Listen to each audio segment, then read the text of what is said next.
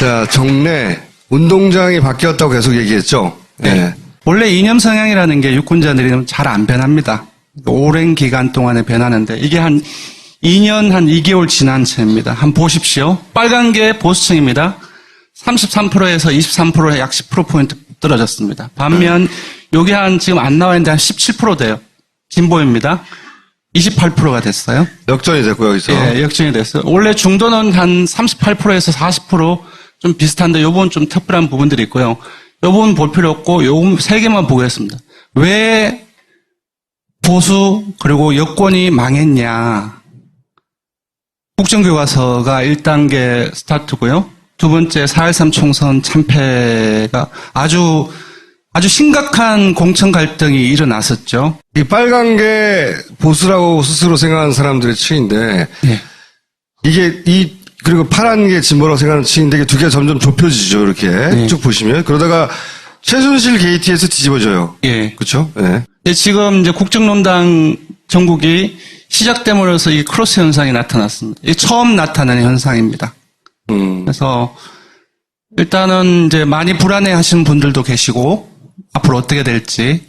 아까 이제 모두에 말씀드린 것처럼 유권자들의 이념 성향이라는 것은 서서히 변하는 것이지, 단순간에 그렇게 변하지 않는다라는 거 말씀드리고 싶습니다. 자신을 보수라고 생각했던 사람들, 네. 이 보수의 상징과도 같았던 대한민국에서 박정희, 박근혜로 이어지는 그 라인의 실체를 보면서 자기가 보수라고 하는 게 부끄럽기 시작하고. 맞습니다. 네. 네. 그리고 굉장히 어마어마한 역사를 창조해낸 거예요, 최순실이. 네. 바뀔 수 없었던 이념 지형의 역전을 일으킨 거잖아. 그래서 지금 이제 보수 가짜네, 이런 예. 인식을 일으키는 거죠. 이 중도층도 예전의 중도층이 아닙니다.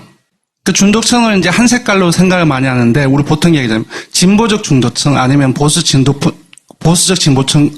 중도층을 얘기를 하는데, 이쪽에서의 중도층은 진보적 중도층의 그 크기가 훨씬 더 커졌을 겁니다. 네, 크게 판이 이렇게 변했다는 거고요. 네.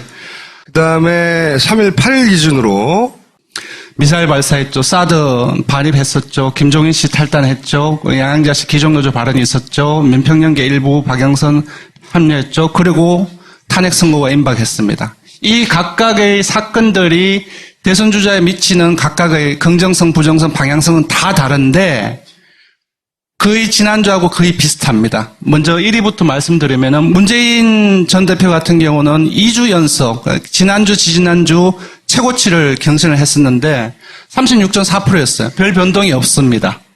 황교안 권한대행 또한 소폭 빠졌지만 크게 변동이 없어요. 안희정 지사 같은 경우는 변동이 없는데 이 또한 큰 변동이라고 볼 수 있어요. 왜냐하면 빠지라고 생각을 했는데 빠지는 것이 이제 멈췄어요. 행보로 바뀌었군요. 네. 그리고 이 이제 5명 중에서 가장 크게 변한 사람이 바로 이재명 성남시장입니다. 1.6%포인트 올랐는데 가장 크게 변했어요. 그래서 지난주에는 5위였는데 4위로 한 계단 올랐습니다. 대신 안철수가 빠졌네요. 조금 이렇게 설명을 드렸는데 크게 변동이 없습니다. 이렇게 벌어졌던 일들 크기에 비하면 네.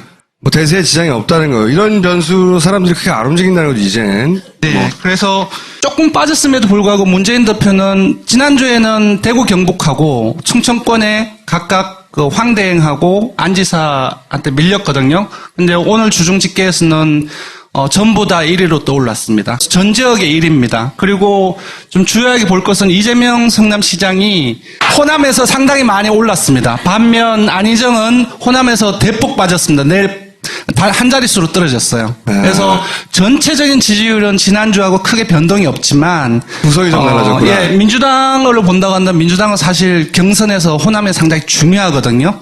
표가 가장 많으니까. 게다가 거기서 시작하니까. 예, 거기서 좀 역전이 많이 됐습니다. 안철수는 크게 변동이 없습니다. 황교안 또한 크게 변동이 없는 것 같고요. 네. 네, 이거는 지난주 목요일 날 금요일 조사인데 민주당 같은 경우는 경선 참여 의향청을 봐야 됩니다. 그러니까 그렇지. 일단 조사를 다 했지만 2월 4주 초에는 53%가 나왔어요. 그러니까 1차 투표라고 생각을 하시면 돼요. 이거 예전에는 50% 나왔었고 2월 4주차에는 53% 나와서 조금 한데 지난 3월 1주차에서는 63%까지 올랐습니다. 그래서 많은 분들이 1차 경선에서 어떻게 될까? 1차에서 과연 문재인이가 좋아, 좋아. 예, 그렇게 문제 해, 그냥. 드릴게요. 너무 안 좋아. 아니면은 개라고 해, 개. 63%까지 올랐고 했기 때문에 더 많이 벌어졌습니다. 근데 지금 어쨌든 현재 추세는 네. 문 대표가 1차에 끝날 가능성이 점점 높아지고 있는 거예요. 하나 더 지적을 하자면은 지금 이재명 성남시장이 여전히 밀리고 있는데 또 속사정을 아까 이제 세부 봤잖아요. 속사정을 보면 민주당 지지층에서 역전을 했고 이쪽에서도 이 조사도 다름이 안 납니다. 해서 제 생각에는 향후의 전망을 봤을 때는 민주당 경선에서는 오히려 이 조사 결과와는 달리 이재명 시장이 훨씬 더 조금 이제 안희정보다 안희정보다 조금 안희정보다 이재명이 좀 기울 수 있지 않을까. 둘 간의 비교해서 그렇게 2등을 할 거다.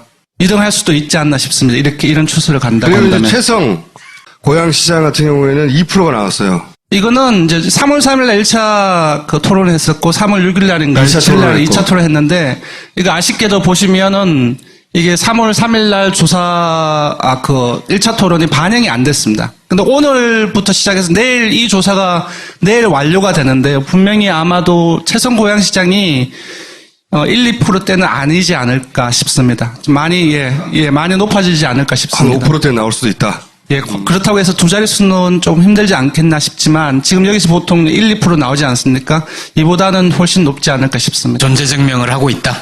그것이 반영이 됩니다. 여론조사에. 네. 근데 그 사람들이 이제 경선에 적극적으로 참여하려는 층이니까 이런 걸 봤을 가능성이 높죠. 네. 아직 일반 유권자들은 민주당 지지자 아닌 사람들은 최성이 누군지 몰라요.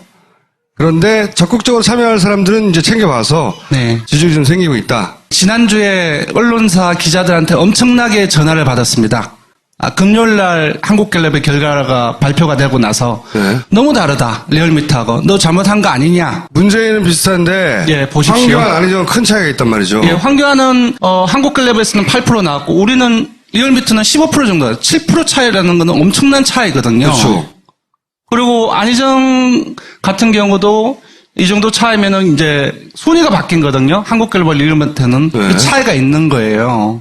왜 다르냐? 조사 방법하고 질문 방법을 보셔야 됩니다. 일반적으로 전화 면접 같은 경우는 조사안이 앞에 있습니다. 서로 통화하면서 얘기를 하거든요. 그래서 투표를 치자면은 무규명 투표가 아니에요.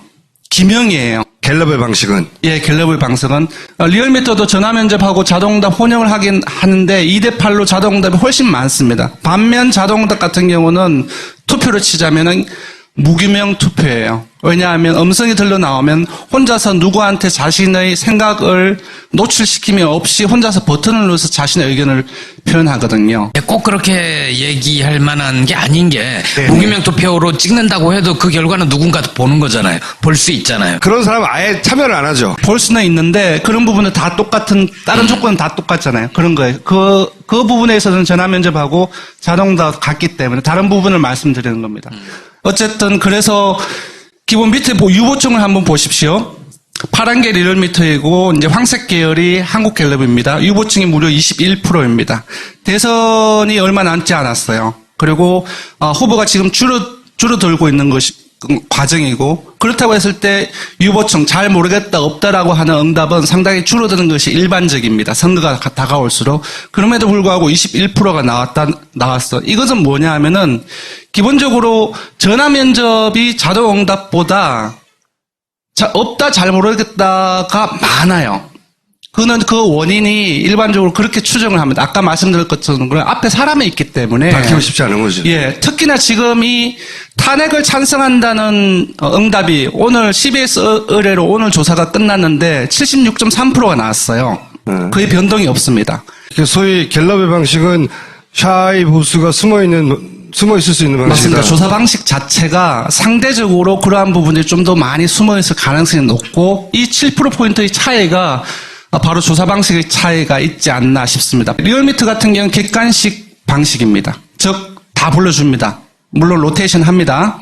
불러주고 한 명을 뽑으라고 얘기를 하는데 한국갤럽은 지난 3주차 전부터 이전에는 객관수로 먼저 했어요. 근데 주관식으로 다 바꿨습니다.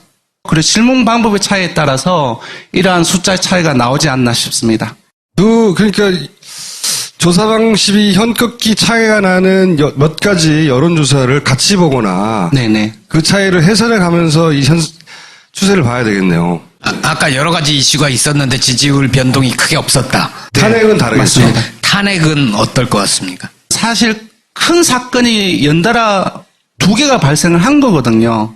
근데 정상적인 상황에서는 야권의 주자들이 일부 맞아야죠. 빠져야 되는데 빠지지 않았어요. 근데 제일 위에 제가 요구했을 때 탄핵 심판이 임박했다라고 제일 위에 들어가 있잖아요.